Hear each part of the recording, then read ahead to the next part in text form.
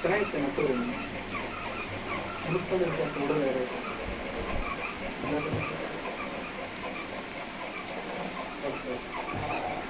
ಕೀರ್ತನೆಗಳು 54ನೇ ಅಧ್ಯಾಯ 4ನೇ ವಚನ. ಇಗೋ ದೇವರೇ ನನ್ನ ಸಹಾಯಕನು, ಕರ್ತನೇ ನನ್ನ ಕಾಪಾಡುವವನು. ಜ್ಞಾನೋಕ್ತಿಗಳು 20ನೇ ಅಧ್ಯಾಯ 27ನೇ ವಚನ. ಮನುಷ್ಯನ ಆತ್ಮವು ಯೆಹೋವನ ದೀಪವಾಗಿದೆ, ಅದು ಅಂತರಂಗವನ್ನೆಲ್ಲ ಶೋಧಿಸುವುದು. ಶೋಧಿಸುತ್ತದೆ.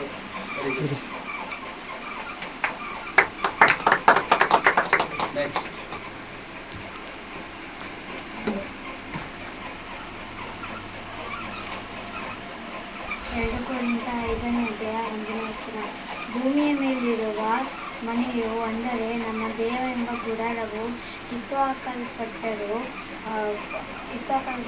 ದೇವರಿಂದ ಉಂಟಾದ ಒಂದು ದೊಡ್ಡ ಕಟ್ಟಳೆಯು ಪರಲೋಕದಲ್ಲಿ ನಮ್ಮ ಗುಂಟೆಂದು ಬಲ್ಲೆವು.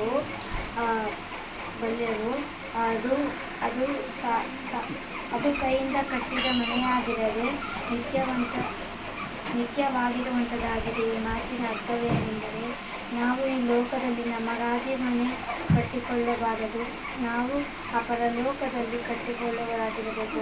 ಅದಕ್ಕೆ ನಾವು ಯೇಸು ಕ್ರಿಸ್ತನಾಗೆ ನಮ್ಮ ದೇವರಲ್ಲಿರುವ ಎಲ್ಲ ಅಂಗವನ್ನು ದೇವರಿಗೆ ಅರ್ಪಿಸಬೇಕು. ನಾವು ದೇವರ ಸುವಾರ್ತೆಯಲ್ಲಿ ಸಾರಬೇಕು. ನಾವು ದೇವರಲ್ಲಿ ಸುವಾರ್ತೆಯನ್ನು ಸಾರಿ ಕಷ್ಟಪಟ್ಟರೆ ನಮಗೆ ಪರಲೋಕದಲ್ಲಿ ಮನಸ್ಸು. Thank you.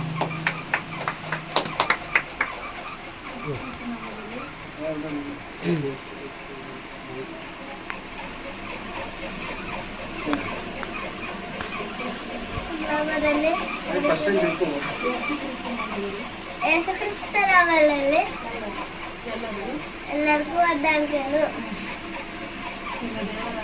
ಇದು ದೇವರಾಗಿದ್ದ ಕರ್ತನಾದ ಪೂರ್ಣ ಹೃದಯದಿಂದಲೂ ಪೂರ್ಣ ಪ್ರಾಣದಿಂದಲೂ ಸಂಭಾಷಿಸಬೇಕು.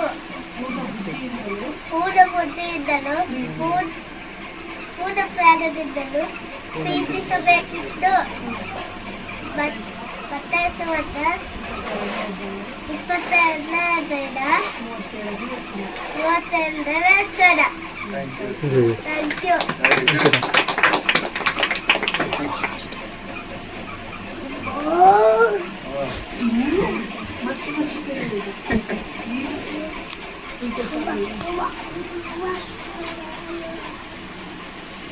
ಪೌಲನು ರೋಮಾಪುರದವರಿಗೆ ಬರೆದ ಪತ್ರಿಕೆ 15ನೇ ಅಧ್ಯಾಯ 13ನೇ ವಚನ.